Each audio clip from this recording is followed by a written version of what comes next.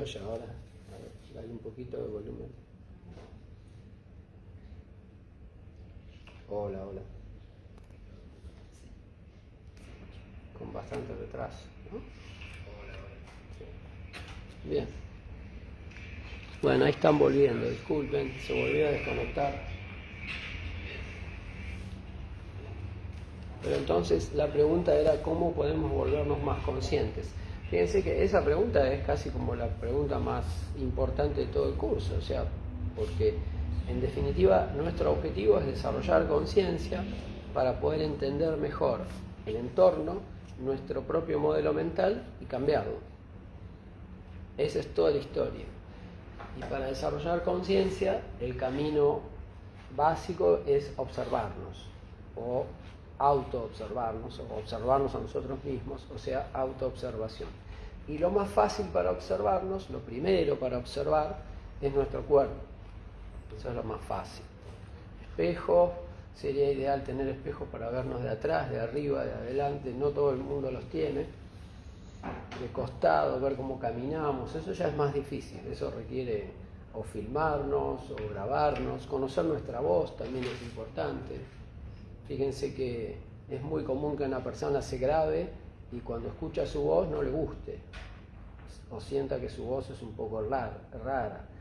Y esa es la primera vez que la persona está escuchando su voz como verdaderamente le llega a otras personas. ¿Por qué la voz grabada suena distinta a la voz que uno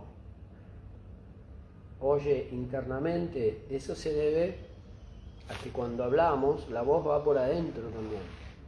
O sea, va a los oídos a través de los huesos. Hace vibrar toda la cabeza. Entonces la voz suena más grave, suena más poderosa. Pero cuando la voz que escucha otra persona es mucho más fina. Es mucho más infantil a veces, podríamos decir. Por eso cuando uno se graba y dice, ese soy yo, sí, esa es la voz que oyen los demás. O sea, es bueno saberlo, que la voz que oyen los demás no es la misma que oímos nosotros. Y el cuerpo que ven los demás tampoco es el mismo que vemos nosotros, porque tienen otro punto de vista, más privilegiado. O sea, pueden ver cómo caminamos, cómo nos movemos, cómo nos sentamos.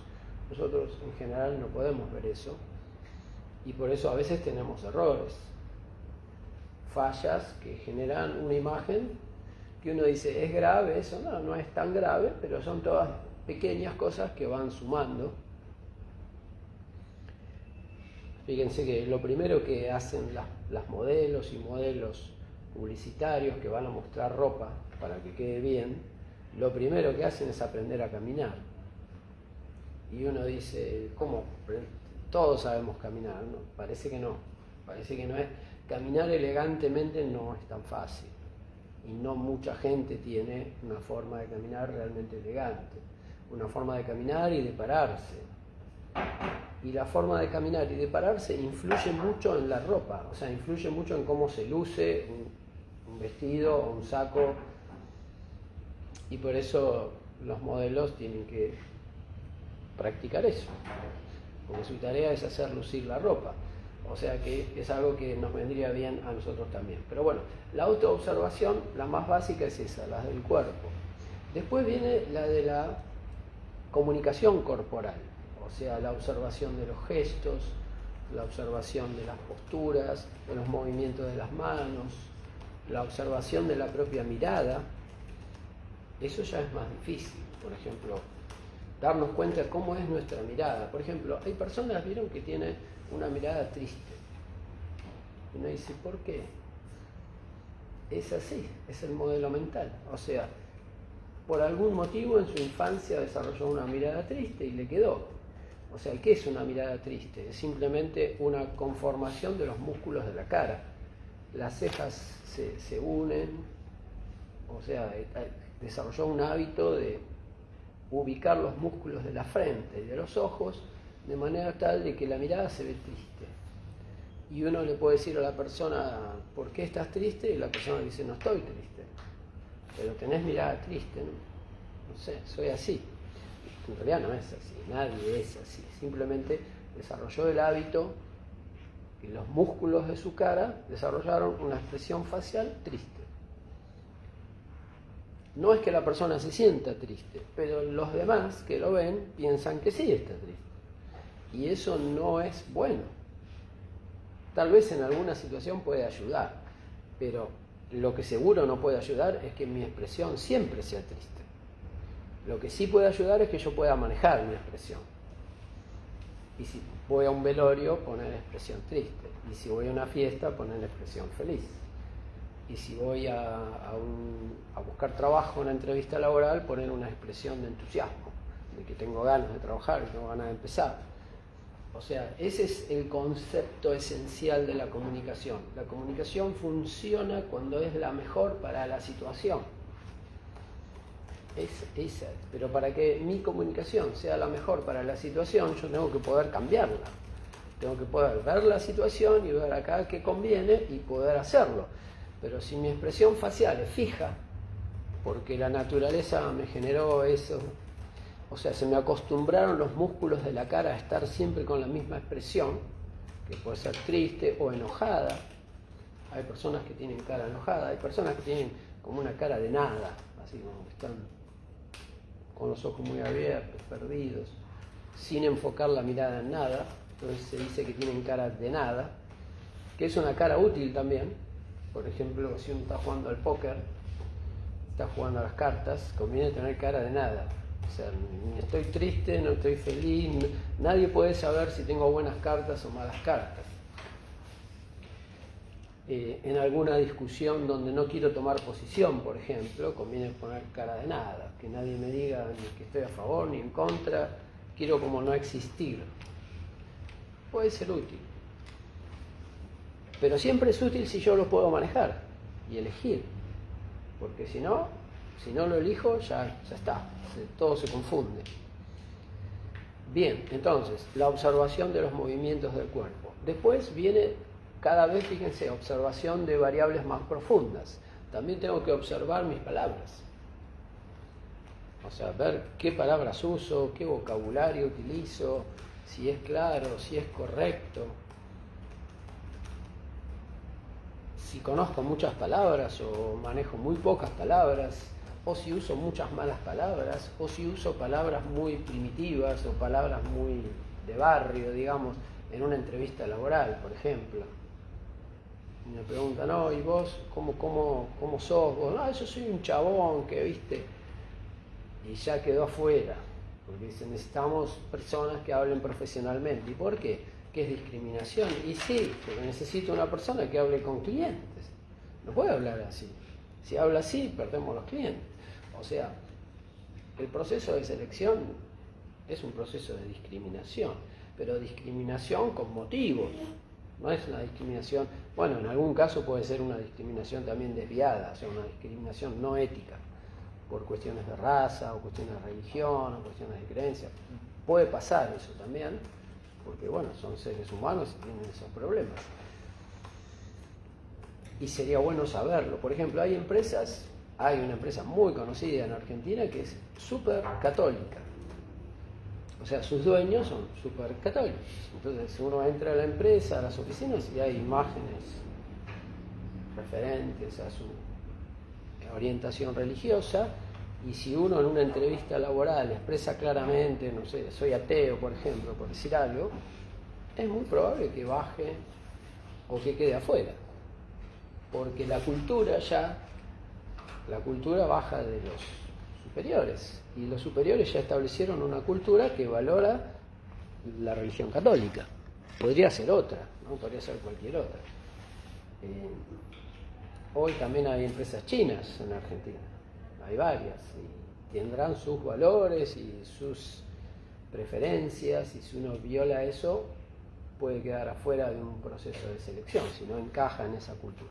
Bien, estamos hablando de la autoobservación y todos sus niveles, tema muy importante, porque normalmente conviene empezar observando lo más fácil, el cuerpo, luego los movimientos corporales o los gestos corporales, luego la comunicación verbal, o sea, mis palabras, mis expresiones, mi vocabulario, y luego las variables que se llaman de paralingüística, que es la parte no verbal de la voz, o sea, la parte no verbal del lenguaje. la entonación que utilizo, el volumen que utilizo, la pronunciación que tengo. El otro día destacamos que la pronunciación es algo muy importante para mostrar profesionalismo. Por ejemplo, no es lo mismo una persona que va a una reunión y dice: este proyecto será implementado siguiendo las instancias definidas en la planificación estratégica que la dirección comunicó en la reunión de la semana pasada. Una cosa es eso, otra cosa es el proyecto será, lo vamos a hacer según lo instruido, y no conoce las palabras, me salen mal las palabras. Está bien, estoy exagerando, ¿no? Obviamente, pero hay diferencias. Hay personas que pronuncian muy bien y hay personas que se les patinan un poco las palabras, se comen alguna S, alguna T, alguna N, sobre todo en palabras difíciles. Por ejemplo, palabras como, no sé, extensión. Es una X, es una T y hay que pronunciar todas las letras. O sea, es común hablar del comerse las heces, eso es muy común. Pero también es muy común comerse otras letras, muchísimas letras. Por ejemplo, otra palabra difícil es amnesia, tiene una M y una N. Una persona culta que lee, que estudió, va a decir amnesia. Una persona poco culta tal vez ni conoce la palabra, o dice agnesia, no sé, o amnesia, no sé. Y esa pronunciación, aun el observador ante esa pronunciación va a sentir que esa persona no estudió mucho, nada más, no leyó mucho, no entendió bien las palabras, o tiene pocas palabras en su vocabulario, o además las pocas que tiene no las pronuncia correctamente. Bien, bueno, eso hay que ejercitarlo. La forma de mejorar la pronunciación es leer, y la mejor forma de mejorar la pronunciación es leer en voz alta. O sea, pronunciando todas las palabras con todas las letras y con las comas y los puntos y los acentos donde van, etc. Es un muy buen ejercicio. Es un muy buen ejercicio porque hay mucho prejuicio por él. O sea, es muy común que a una persona que no pronuncia bien inmediatamente se la catalogue de que no sabe mucho, aunque sepa. Ese es el problema. Bien, ¿qué sigue en la observación? Dijimos, el cuerpo, los movimientos del cuerpo o los gestos corporales, las palabras, el vocabulario y ahora la paralingüística, las variables que acompañan al lenguaje, observar mi propio tono de voz. El otro día dijimos que es muy común que una persona le diga algo a otra y la otra persona diga, pero no me hables así. Y la otra persona dice, pero nada más te hice una pregunta. No, pero el tema es cómo me lo preguntaste, el modo. Y ese modo tiene que ver con el volumen, con el tono. Por ejemplo, hay personas que hablan en volumen muy alto y no lo saben. Lo más probable es que hayan crecido en una casa donde se habla alto, todo el mundo grita, y entonces aprendió a hablar alto. Entonces va a lugares públicos o va a una reunión y habla alto y molesta, y llama la atención. Y la persona no se da por enterada. Y uno dice, ¿y eso le va a afectar? Y sí, le va a afectar, porque se nota, y personas... Es más, las personas cuanto más inteligentes y más valiosas y más observadoras, más capaces y más conscientes, más ven esas cosas. Entonces, justamente las personas que van a notar mis fallas son las personas con las que más me conviene relacionarme. O sea, las personas más capaces. Esas personas me van a descalificar. Bien. ¿Qué más podemos seguir observando? Cada vez más profundo. Bueno, lo siguiente a observar son nuestros pensamientos.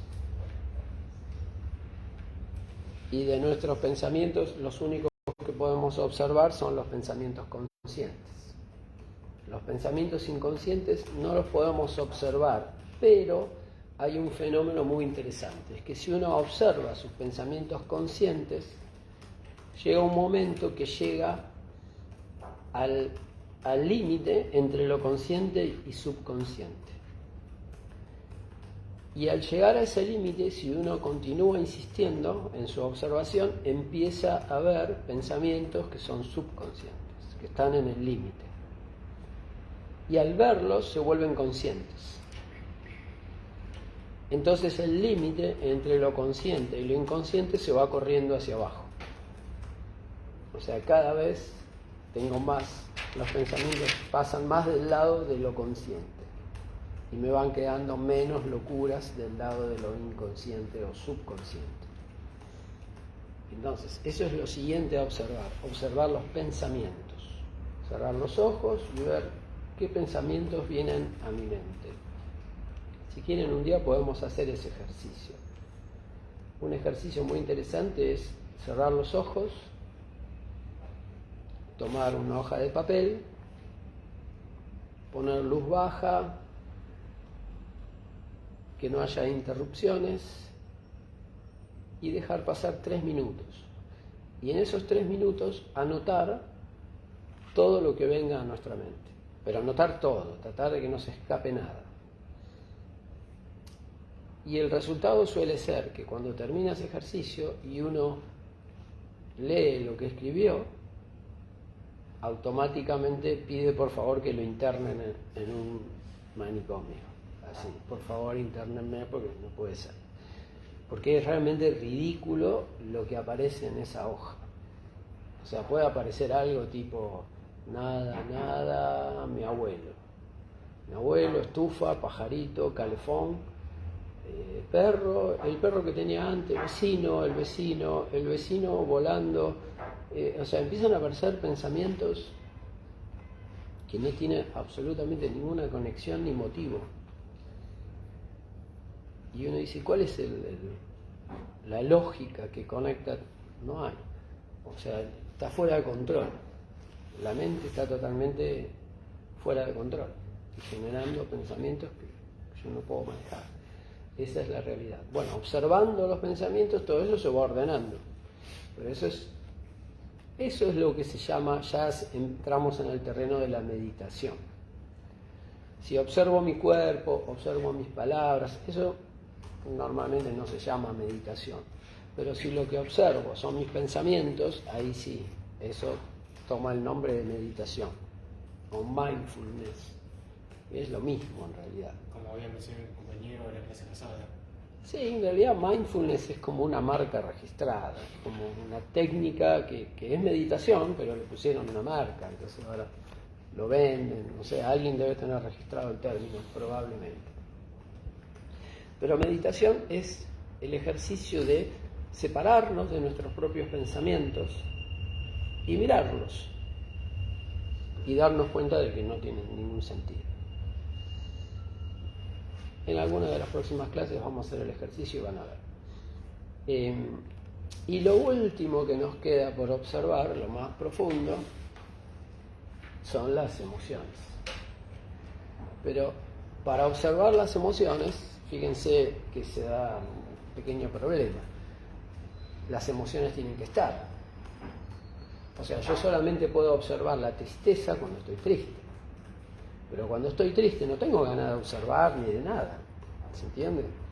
Tal vez estoy triste y quiero, no sé, llorar y no me molesten. No, tenés que observar, te dicen, y andá a observar a tu abuela. O sea, observar las emociones es lo más difícil. Porque hay que hacerlo cuando las emociones están. O sea, de repente estoy muy feliz porque, no sé, me gané algo, me regalaron algo y uno dice, para, observa tu alegría. Y la persona te va a decir, no quiero observar nada, la quiero disfrutar. Bueno, si la querés disfrutar, entonces todo va a seguir igual en tu mente. Está bien, disfrutala, pero no va a cambiar nada.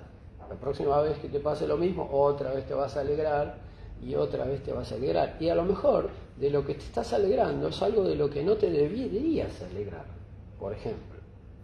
A lo mejor, no sé, me alegro porque se murió el vecino, que era insoportable. No sé, o le robaron al vecino. Como me caía mal, me alegro.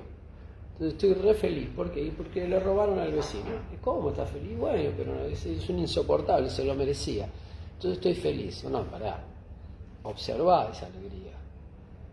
O sea, no, la quiero disfrutar. Bueno, entonces vas a seguir en un modelo de funcionamiento no ético. O sea, vas a seguir siendo una mala persona. O sea, o vas a tener ciertas características de mala persona, malos sentimientos tenés un sentimiento de odio, de bronca. O sea, no es algo que te haga bien. O sea, no, en realidad al vecino no le hace nada, porque lo que sí le hizo fue que le roben. O sea, lo que vos sentís no le importa, pero a vos sí te afecta que te alegres por un mal.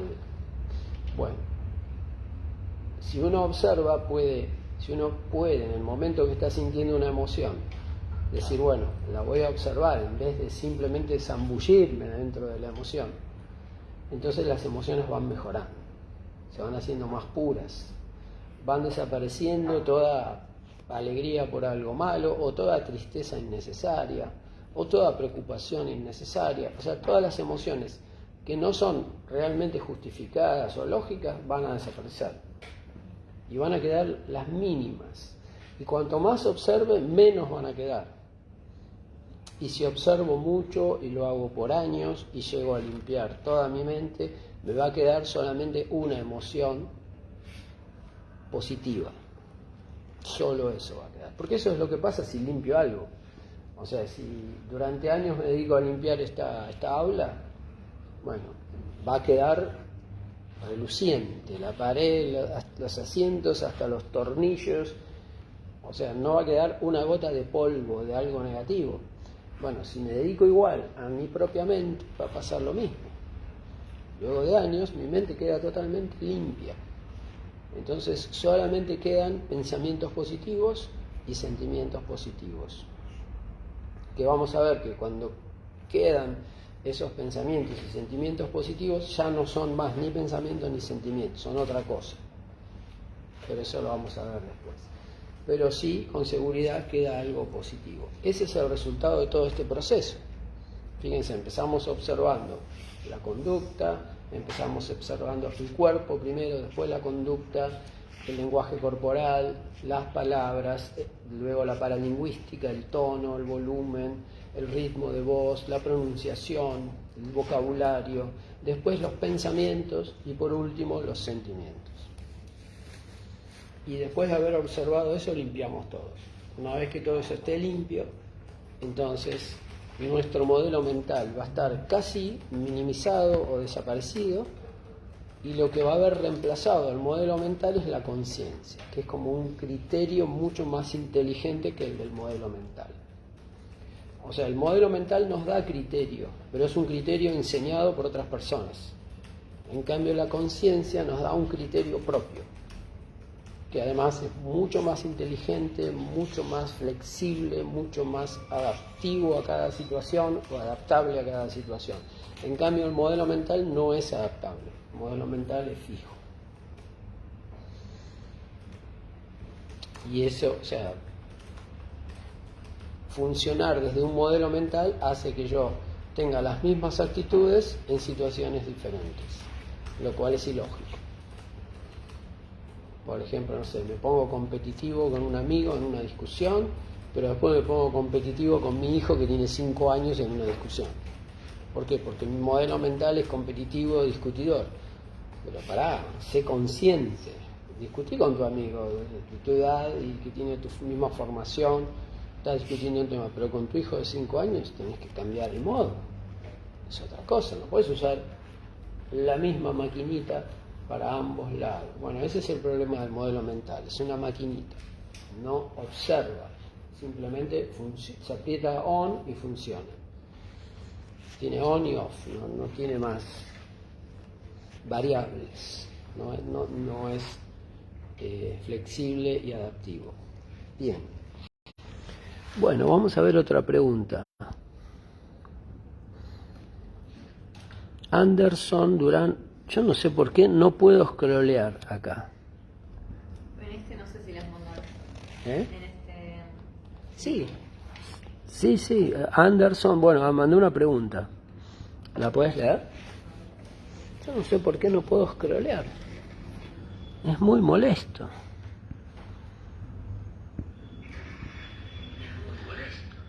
Nicole dice si se puede saber cuál es la empresa que es muy católica. No, prefiero no decir.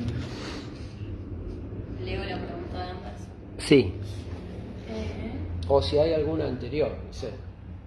La que siga. La que sigue es Anderson. Dice, La tuya, ¿querés decir?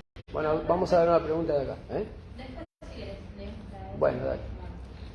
En un ambiente laboral o con un grupo de personas donde uno tiene que hablar frente a varias personas y es nerviosa, ¿cómo puede manejar esos nervios para que el mensaje y lo que quiera comunicar sea eficiente? Porque los nervios también hacen que uno a veces no pueda comunicar eficientemente. Ok. Podríamos decir que la pregunta se refiere a cómo superar el miedo escénico, que es el miedo a hablar en público. Es un miedo muy común, lo tiene casi toda la gente en mayor o menor medida. ¿Por qué razón lo tienen muchas personas? Porque la gente no habla en público, no está en la cultura. No sé, tal vez en Estados Unidos es más común, vieron que en cumpleaños, que hable tal, que hable tal, que hable tal, se casan, que hable el primo, que hable el tío, no sé, tienen tal vez una cultura de hablar en público. Acá en la Argentina no, nadie quiere hablar. O sea, habla con sus amigos, ahí sí, pero si hay una reunión donde hay algún desconocido, nadie quiere hablar. Lo mismo en los cursos, también a veces uno dice alguna pregunta o quién quiere decir algo.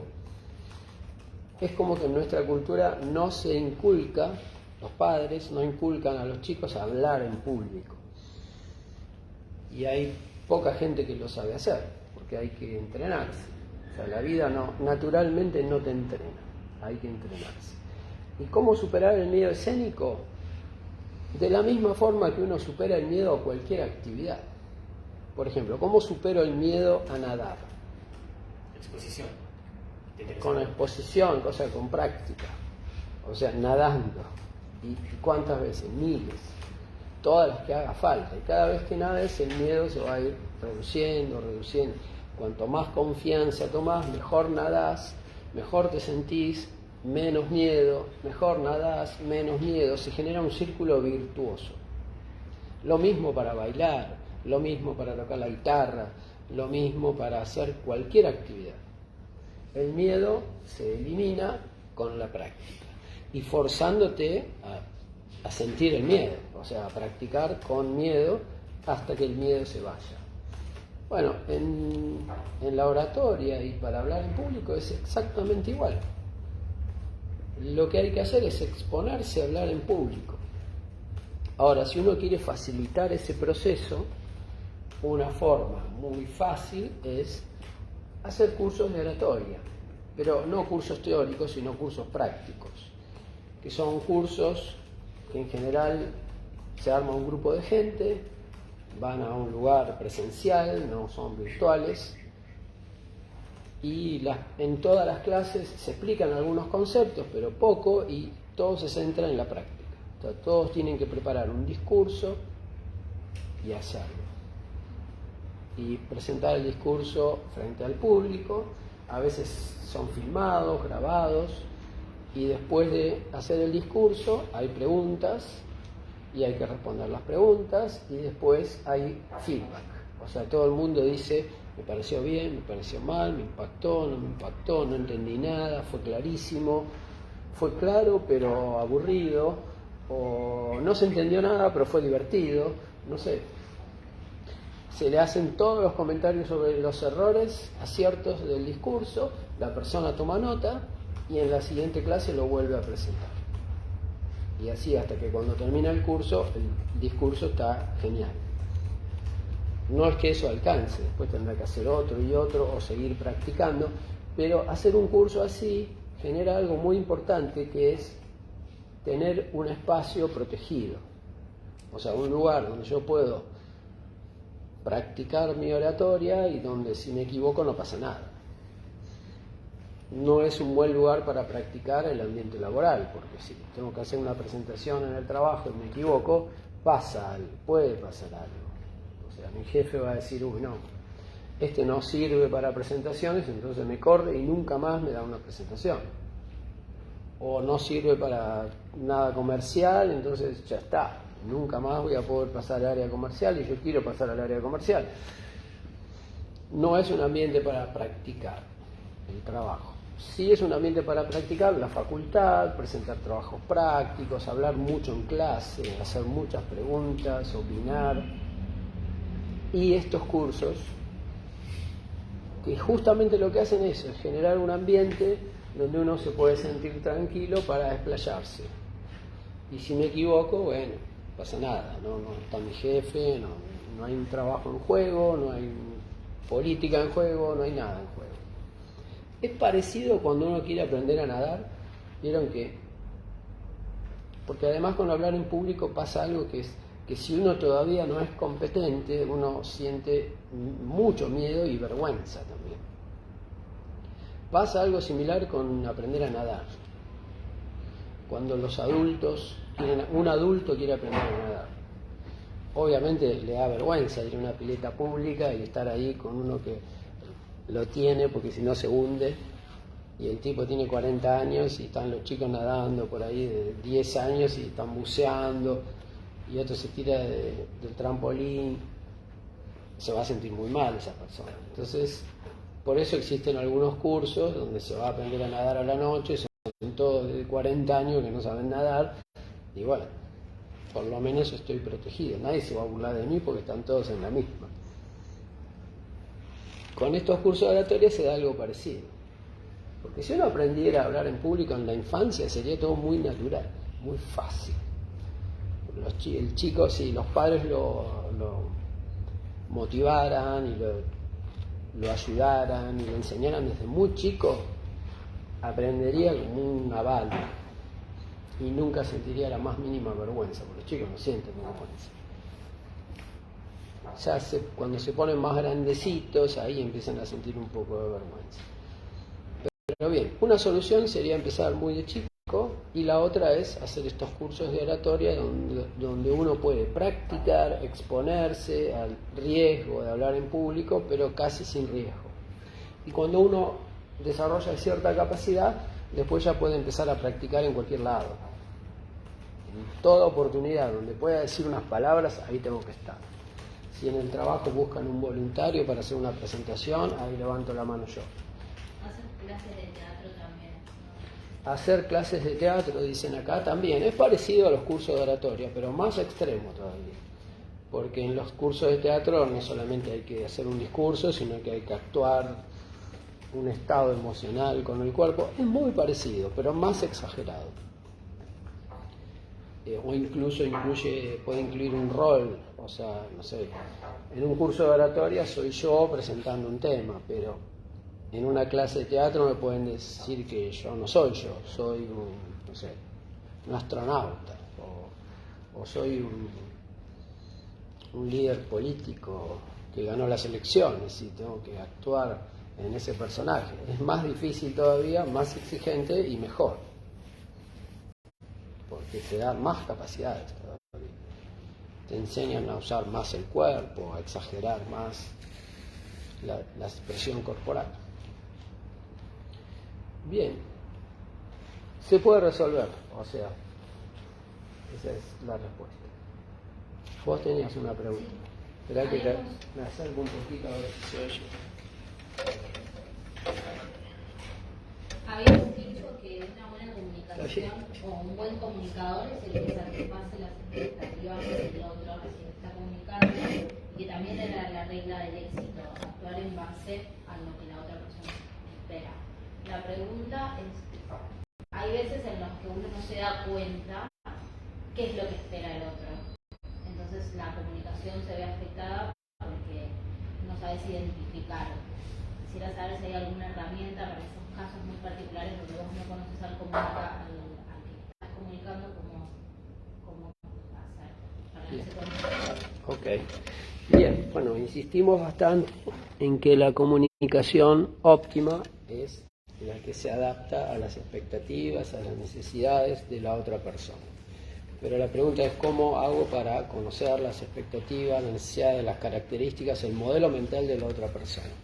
Bueno, una posibilidad es investigar. Y eso es lo que hacen mucha gente, muchos vendedores, por ejemplo. Vendedores que tienen que ir a vender a una empresa, antes de ir, investigan.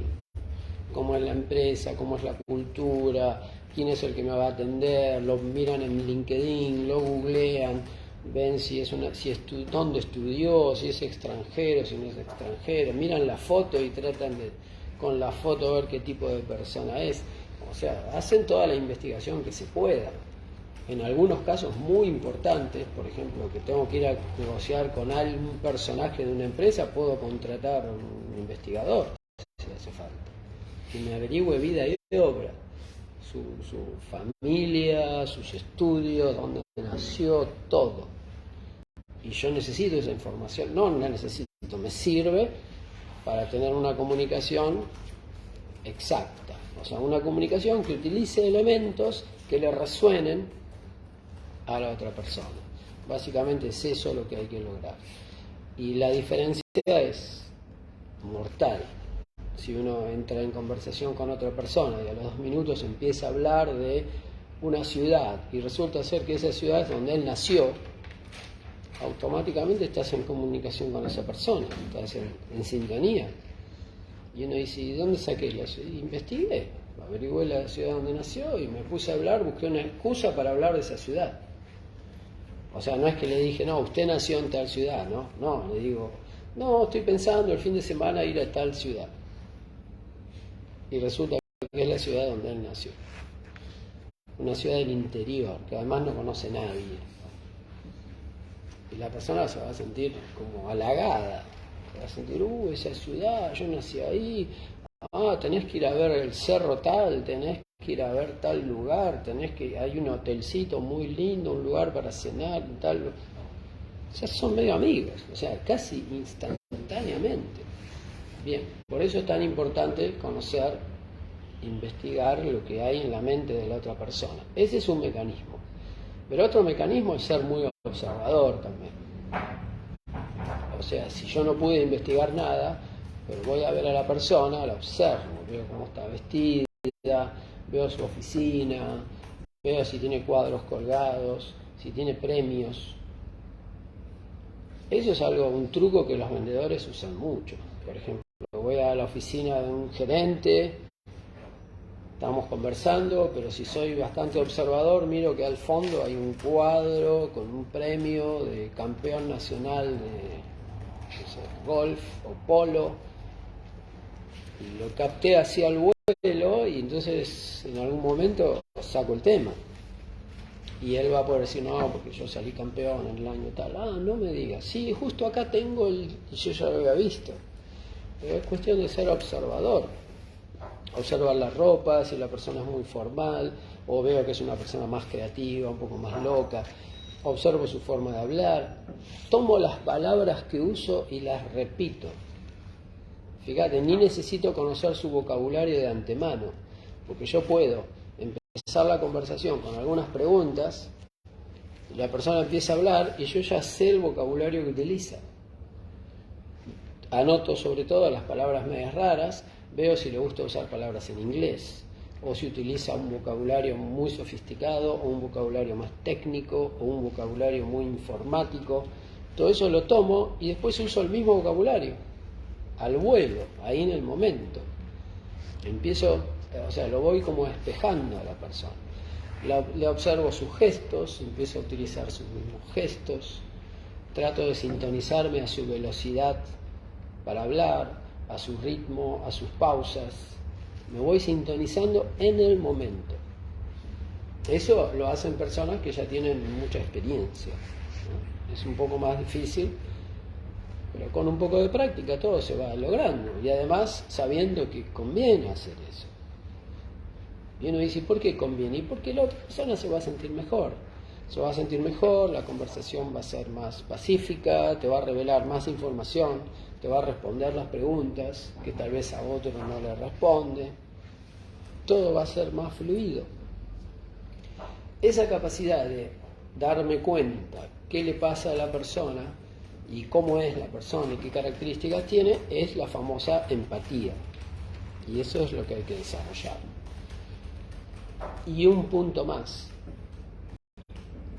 El tercer punto sería que hay ciertas características de las personas que son comunes a todo el mundo. No necesito investigarlas ni observarlas, y yo ya sé que hay ciertos deseos que son de todo el mundo. Por ejemplo, todo el mundo desea ser comprendido, todo el mundo desea ser escuchado, todo el mundo desea ser halagado, elogiado, reconocido, todo el mundo desea ser un poquito famoso, o todo el mundo desea ser amado, querido, admirado. Entonces esas son todas necesidades que uno ya sabe que existen. Entonces no necesitas investigar a la persona para tener algún comentario elogioso, muy simple, como por ejemplo la persona te explica algo y vos le decís, bueno, la verdad te agradezco la explicación porque nunca me lo explicaron tan claro. El tipo se va a sentir bien y va a querer seguir explicándote. Entonces te va a explicar cosas que a otro no le explicó. ¿Por qué? Y porque él quiere. O sea, lo único que estás haciendo es mostrando interés. Y las personas naturalmente quieren hablar, pero no hablan porque sienten que el otro no te escucha, no tiene mucho interés, entonces no hablas. Pero cuando encontrás a alguien que realmente tiene interés, se sintoniza con vos, ahí le empezás a dar más información y a lo mejor terminás hasta revelándole cosas de tu vida privada. Muy común que pase también en las empresas. En las empresas a veces está el jefe, hay un grupo, su equipo de trabajo, todos, hola jefe, buen día, buenas noches, hasta ahí poca confianza, pero hay alguno que es un poco más vivo en comunicación y aplica estas cosas, y un día se quedó charlando con el jefe, tomaron un café y empezaron a entrar en confianza, usó alguna de estas técnicas y el jefe le terminó contando que se está divorciando, por ejemplo. Entonces, empatía, al otro día, sí, estoy divorciando y no sé, tengo que conseguir un departamento porque me echaron de casa. Entonces, no sé, el empleado le consigue una inmobiliaria, no sé, y ahí se empiezan a generar relaciones de ventaja, ventajosas, que no tienen todos los demás. Entonces vas a ver que llega el jefe de la mañana, saluda, hola a todos y, che, vení a mi oficina a uno de ellos. Vení que te voy a comentar algo. Y los demás miran diciendo, ¿qué pasa? Ya se está acomodando. Y sí, se está acomodando. Pero se está acomodando con inteligencia, no es que está poniendo plata ni haciendo algo ilegal. Está siendo inteligente, se está comunicando bien. Obvio que los demás lo van a ver como juego sucio, porque van a decir, eso no es trabajo. Pero la realidad es que sí es trabajo. Es la parte política del trabajo. Lo que pasa es que las personas que todavía no tienen mucha experiencia en las organizaciones piensan que vos tenés que estar con tu computadora y no hacer nada más. Y que con el trabajo que haces en tu computadora, ese es lo único que tiene que juzgarte. Y si yo entré 1000 datos y el otro entró 800, a mí me tienen que pagar 1000 y él 800. Y no funciona así. Vale mucho más el relacionamiento que logres con tu superior que cuánto trabajo hagas, asumiendo que haces algo, digamos. Aunque hay casos de personas que no hacen nada, pero por solo relacionarse bien, van bien. ¿Por qué es eso? Porque el relacionamiento es tan valioso que puede llegar hasta perdonar todo. Porque dice, no, esta persona, mira, no, la verdad no hace nada, pero es buenísimo relacionándose. ¿Sabes qué? Bueno, entonces lo vamos a usar para ir a los clientes. Y listo. Déjalo, que no cargue más datos, listo, que no trabaje más. Que lo hagan, pasáselo al otro. Al pobre otro que está ahí en el fondo, que no se comunica bien y que está todo el día con la computadora. Bueno, ahora en vez de tener que cargar 1000 por día, va a tener que cargar 2000. porque va a tener que cargar tus datos, porque vos vas a venir conmigo a ver a los clientes, a hacer algo más importante, va a ganar más, etcétera, etcétera. Y así funciona, así es. El mundo funciona en base a relaciones. Es así. ¿Vos querías hacer una pregunta o decir algo hace un rato? No, que quería aclarar algo con respecto al mecanismo de ser observador, que para aplicarlo uno requiere mucha inteligencia social y para poder adaptarse inmediatamente sin necesidad de investigar previamente. O sea, en síntesis, uno requiere o mucha experiencia o mucha inteligencia social y comunicativa para... Práctica, es todo práctica, todo se adquiere con la práctica. Observar y cada vez voy detectando más cosas. Cómo se viste la gente, cómo habla, los zapatos, la moda, cómo está arreglada su oficina, qué cosas tiene arriba del escritorio, si es ordenado, si es desordenado, si le gusta la tecnología, si no le gusta la tecnología.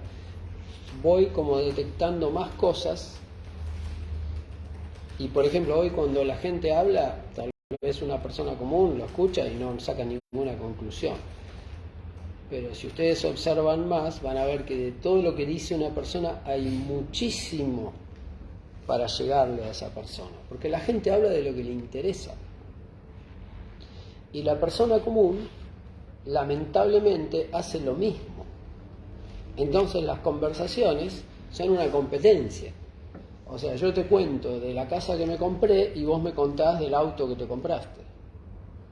Esa es la conversación estúpida más común en la sociedad. Pero una conversación inteligente es, si vos me contás del auto que te compraste, yo te pregunto sobre el auto que te compraste. ¿Y qué modelo es? Y uy, qué bueno, y qué color es, y a dónde pensás ir, y cuál va a ser tu primer viaje. No, pienso estrenarlo, voy a ir a la costa, a Pinamar. Ah, buenísimo, qué bueno, con el auto a la playa. O sea, yo hablo de lo que vos querés hablar, no hablo de lo que yo quiero hablar. Eso es lo que hace la persona inteligente. Por supuesto, tiene que tener un gobierno de sus emociones, porque la persona común tiene mucha emoción sobre sus cosas y las quiere contar. Entonces se vuelve insoportable, porque habla de sus cosas y a los demás no le importan sus cosas, le importan las propias. ¿Se entiende? O sea, estamos todos muy parecidos, a todos nos interesan las cosas propias, pero cuando alguien se eleva un poquito y se vuelve un poco más inteligente, dice, bueno, yo voy a hablar de lo que le interesa a todos, no a lo que me interesa a mí.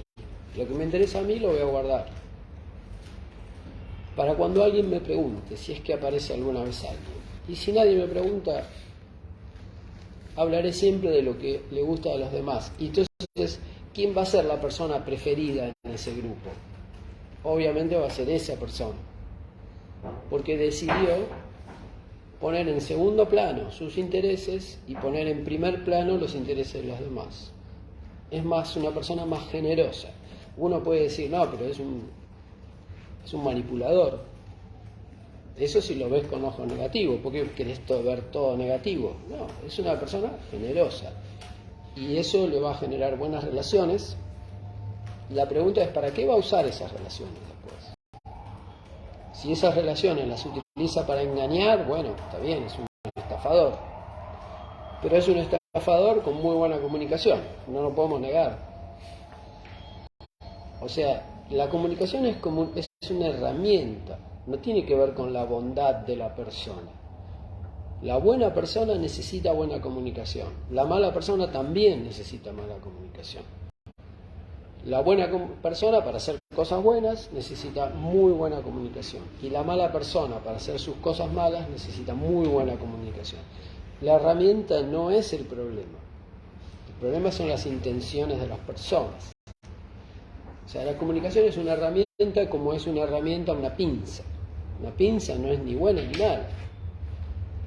Si la uso para apretar tuercas, es útil, está bueno. Para reparar algo, está bueno. También la puedo usar para partirle la cabeza a alguien. Ahí ya no está tan bueno. Pero no es culpa de la herramienta, ¿se entiende? La herramienta hace falta. ¿Se puede usar para mal? Se puede usar para mal, como cualquier herramienta.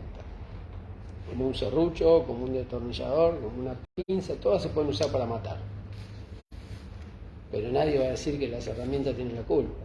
Bueno, la comunicación se puede usar para hacer el bien, para hacer el mal, para entristecer, para motivar, para asustar o para inspirar. Pero la comunicación no tiene la culpa. Eso es cómo la gente utiliza la comunicación. Bien, ¿qué otra pregunta tenemos? En un ambiente laboral, en grupo... que esto ya lo leíste. Mila Ricross dice, comunicar las cosas que los demás esperan de mí, ¿no equivale en última instancia a construir un nuevo modelo mental que es el del individuo con el que uno se comunica? De este modo, ¿uno no se libraría realmente del modelo mental? A ver, no, yo no estoy cambiando mi modelo mental. Lo único que estoy adaptando es mi comunicación al modelo mental del otro. Y justamente lo puedo hacer porque mi modelo mental ya está deconstruido. Yo ya desarmé mi modelo mental para que no me domine. Entonces yo puedo ahora adaptarme a distintas personas con distintos modelos mentales. Porque es como que yo ya no tengo un modelo mental tan fijo que no me deja cambiar. ¿Se entiende eso? O sea, yo me volví más flexible y ahora puedo hablar con una persona capitalista, con un comunista, con un pobre, con un rico, con un policía, con un bombero, con un niño, con un anciano, con un sacerdote, con un ateo. Yo puedo hablar con todos y no me peleo con nadie. ¿Por qué? Porque me adapto a la persona. Lo escucho, trato de entender lo que piensa. Tal vez le doy una opinión o tal vez ni siquiera. Pero yo no estoy desesperado por vender mi ideología, ¿se entiende? Mi ideología es lo que surge de mi modelo mental. Ya no estoy desesperado porque ya la rompí. O sea, ya me saqué la ideología. No tengo más ideología. Entonces puedo hablar con personas de distintas ideologías sin ofenderme.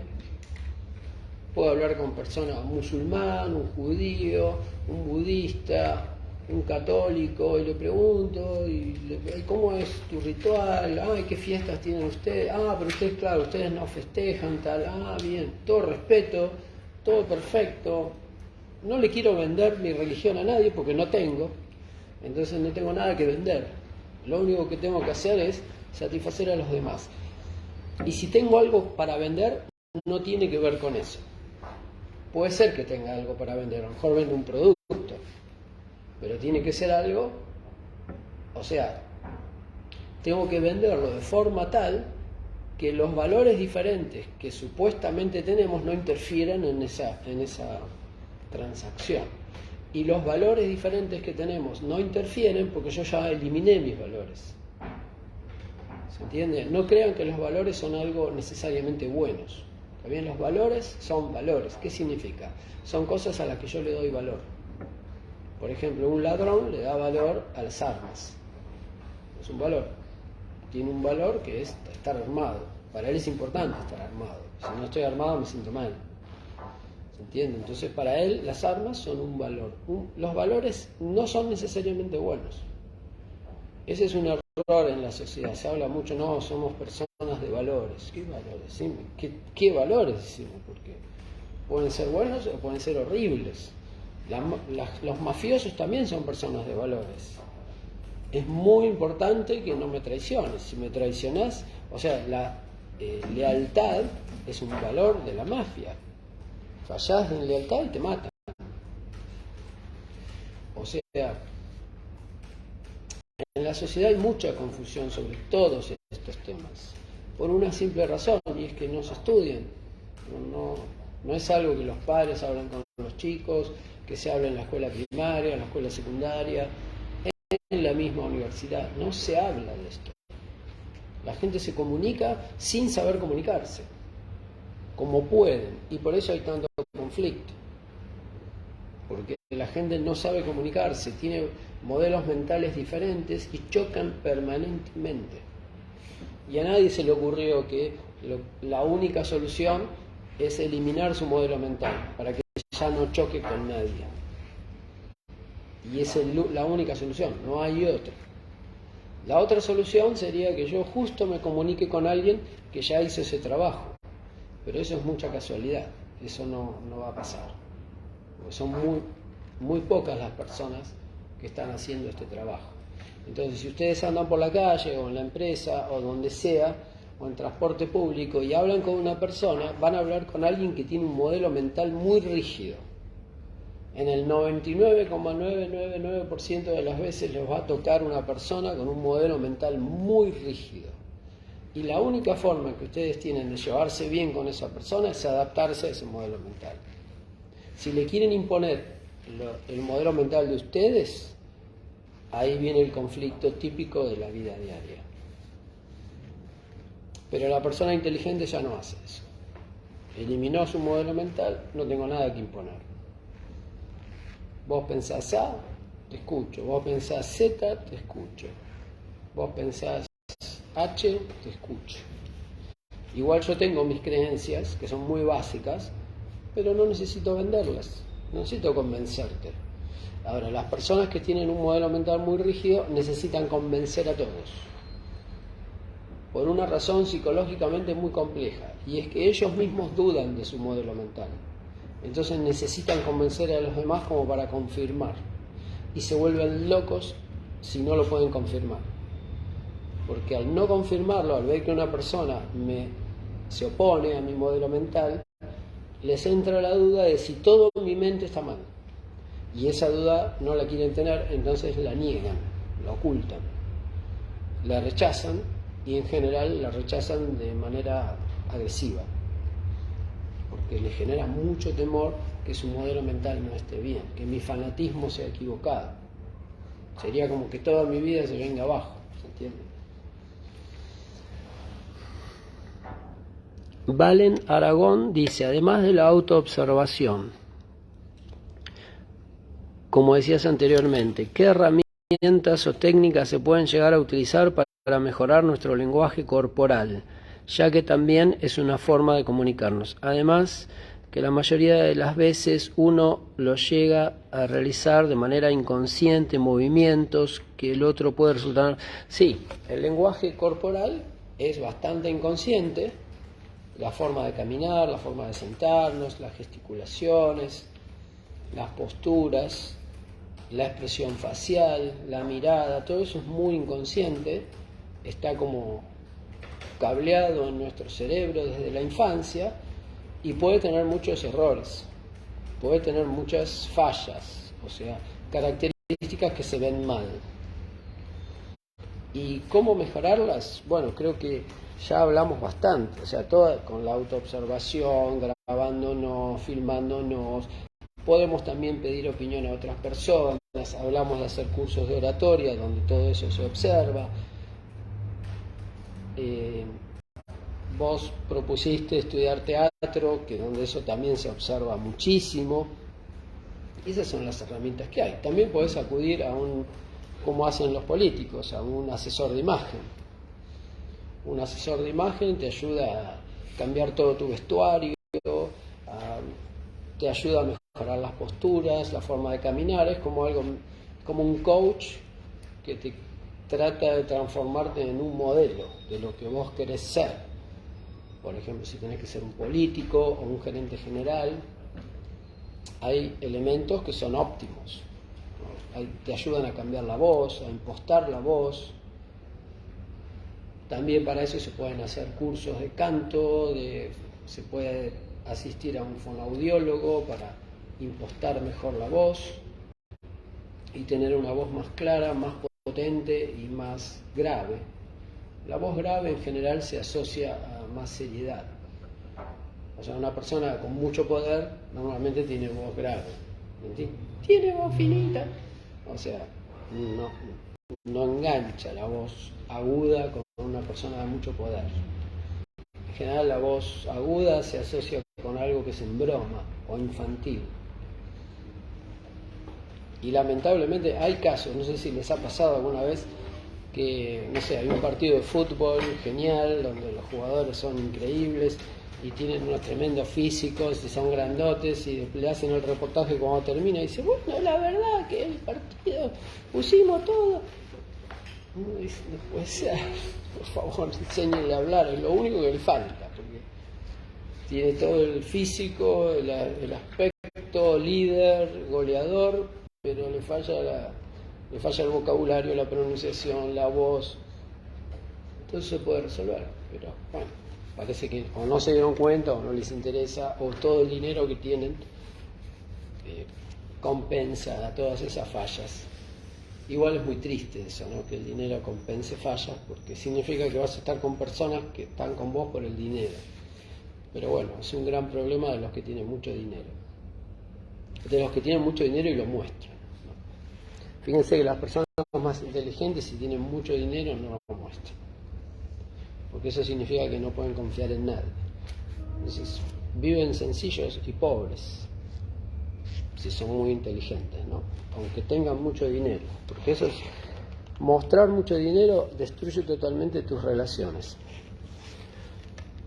Bien, ¿qué más se puede hacer para mejorar el lenguaje corporal? También se puede hacer gimnasia, también se puede hacer expresión corporal, bueno, todo tipo de deportes, te mejora la coordinación, te mejora la elegancia de los movimientos y la forma del cuerpo también.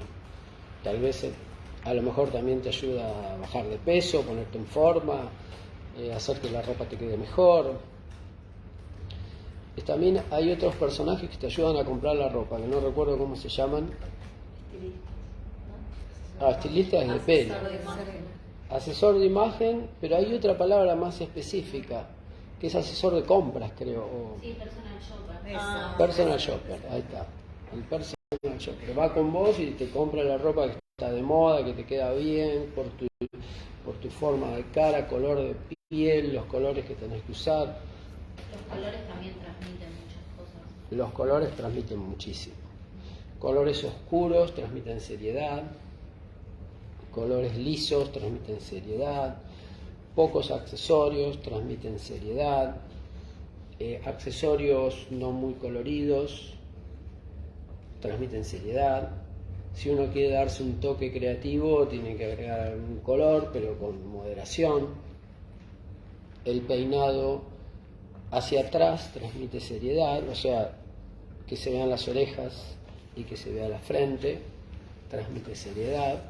Ahora, si uno quiere atender gente, público, clientes, conviene que se vean se vean las orejas y se vea la frente, porque eso da una sensación de que la persona está dedicada a mí y no a su arreglo personal, y que sus oídos, al estar descubiertos, oyen más. Es una asociación inconsciente, y que además la persona es un profesional que no está ocupado de su imagen, sino que está ocupado de atenderme. Es algo parecido con los médicos. Si uno va a un médico y ve que está muy arreglado, y perfumado y bronceado, dice, anteojos oscuros, traje elegante, no, yo lo quiero con guardapolvo blanco, con la cofia esa para que no ensucie nada, con el estetoscopio, quiero un médico, ¿no? ¿Quién es este? ¿Un comerciante? ¿Un vendedor? Todo tiene prejuicios. O sea, nuestra mente genera prejuicios para todo. Y lo peor es que los prejuicios tienen bastante lógica en muchos casos. No surgen de la nada. Por ejemplo, una persona muy bronceada se la ve como poco seria. Y tiene sentido, porque significa que está todo el día tomando sol, o sea, que no trabaja. O sea, ¿qué hace?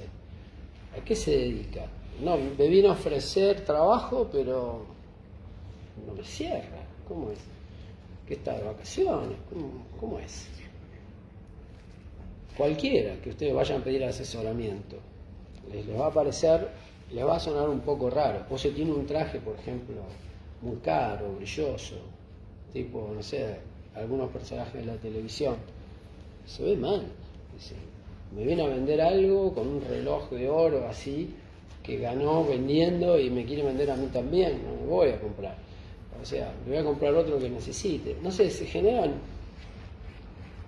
hay prejuicios, asociaciones que tienen lógica, no son delirantes, tienen alguna lógica, pero en general exagerada o mal aplicada. Bien. Bueno, estamos en hora, gente. más o menos. Bueno, disculpen los cortes de transmisión.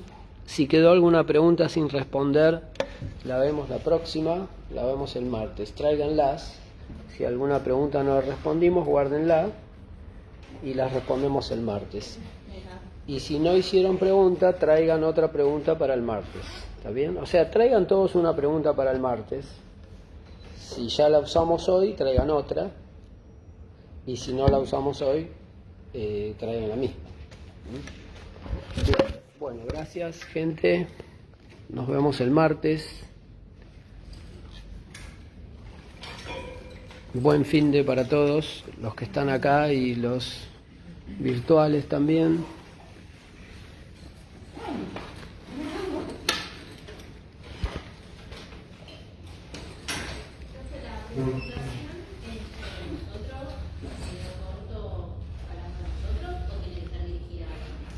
Está hablando de ustedes, como si alguien les preguntara, cuénteme de usted.